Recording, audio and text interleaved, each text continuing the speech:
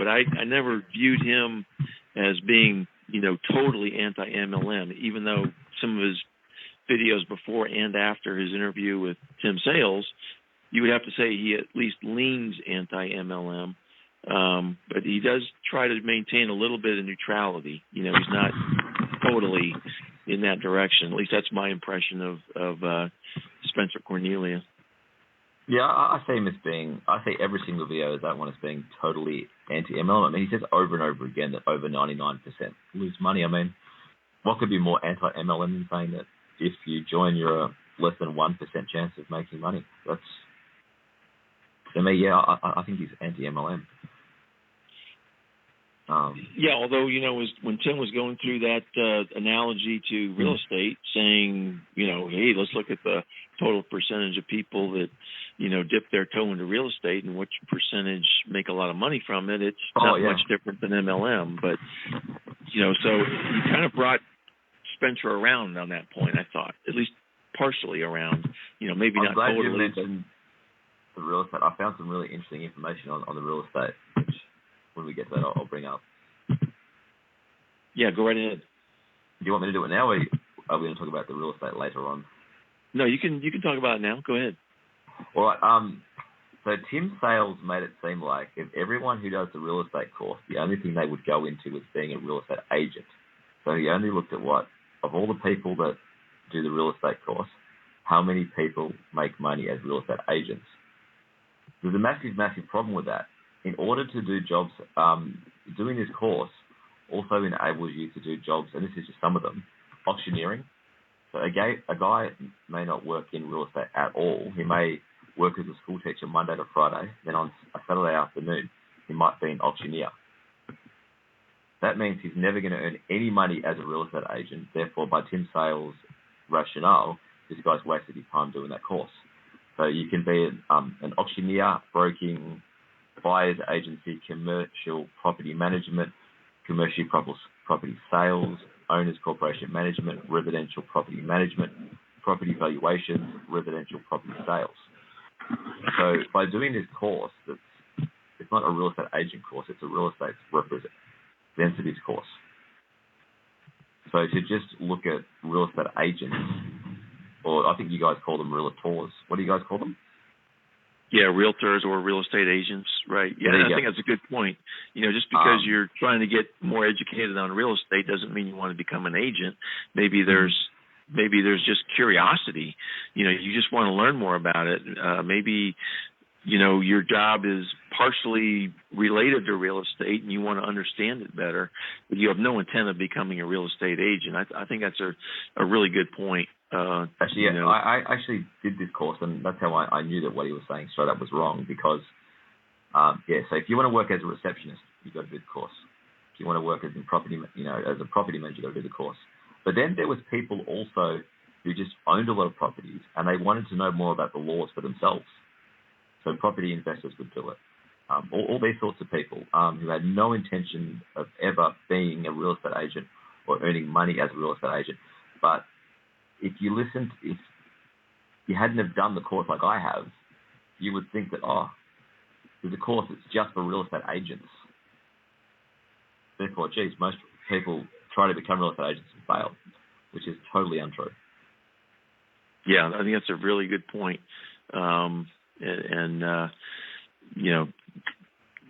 He makes analogies where he tries to make things look similar. They really are not. But he's really good at it. He's slick.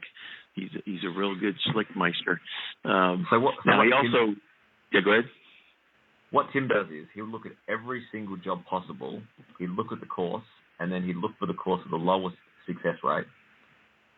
And he'd look for the course that had so this course doesn't just enable you to do one job, it enables you to do lots of jobs. So he looks for the course that looks like it's enabling to only do one job. So just so he can manipulate that data. He hasn't made an error here. Again, he has gone out of his way to find the most misleading stuff that he could find, and this is the most misleading stuff that you could possibly present to the public.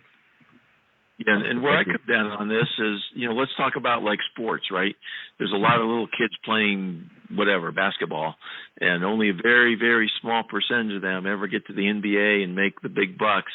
And you could draw an analogy there too, that there's very few, net winners, so to speak, playing basketball. But here's where I come from is the foundation of basketball is not a scam. There's not a lack of retail sales, which is an illegal pyramid, and there's not a tool scam, which is RICO fraud. It's just the fact that it's competition. And, the best win if they don't get injured, and they rise up through the ranks. But to me, the percentages aren't that important compared to the fact that the foundation of every MLM I've ever looked at is an illegal pyramid, lack of retail sales, and some of them tool scams. And so I don't care what the percentages are. It's almost, to me, changing the topic to distract from the real problem. That's where I come down on it. So I kind of have a different view of that analogy as far as what it really means. Okay, so Tim also. So how's something about the sports though? Yeah. The difference with the sports is no one's telling a kid when he starts playing basketball, anyone can make the NBA if they work hard. In MLM, they're telling people anyone can become a diamond if they work hard. If you work hard, you will be rewarded. My dad's prospect told me this business works 100% of the time for those who do the work. Nobody is telling the 8-year-old playing basketball or football, 100% of the time, the kids that train really hard and work really hard become NFL players and NBA players. That would be ridiculous. So it's different for that reason. And also, just because you don't make the NBA doesn't mean you're making no money from basketball. Lots of people play, I don't know what the tiers are really, but I'll use AFL, which is what I know the best, which is Australian football. You may not make the AFL, but you might play in the second or the third division where you still get paid. Or you might make the AFL and not even play a game, but you get on a list. And that then makes it possible for you to get a job maybe as at a private school teaching kids football. That's a highly paid job. It opens up all these other avenues. You don't have to necessarily make it and become rich from playing in the AFL. If you make the we have the division, same thing. Yeah, Glenn, we have the same thing here. Like baseball, minor leagues. There's different levels of minor leagues, and there's indoor football. There's all kinds of these. There's developmental basketball. There's all kinds of leagues where you are paid some money. Of course, you could analogize that to your Crown Ambassadors being in the NBA and your Emeralds and Diamonds being in the minor leagues.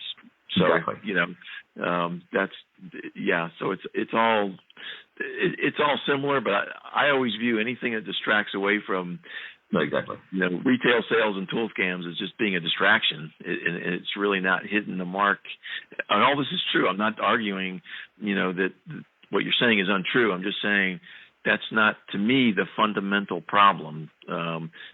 It's all good discussion. It's all useful, I think, to people.